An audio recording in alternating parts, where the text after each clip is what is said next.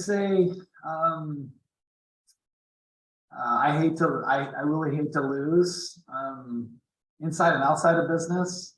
I slept in our plants the first handful of years I was starting the RV part of our business. Most people don't know that.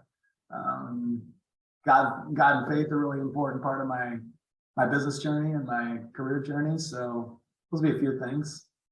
Very awesome. I mean, I love all of that, but specifically, what made you sleep into these buildings?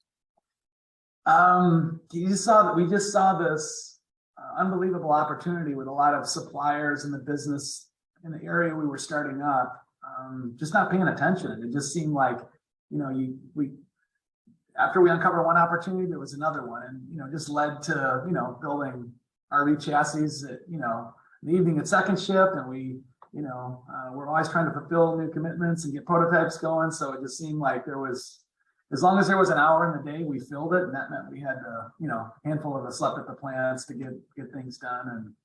And it was while we were single, and we had a little fun while we were doing it. So really bonded with a handful of team members that are still with the business today. So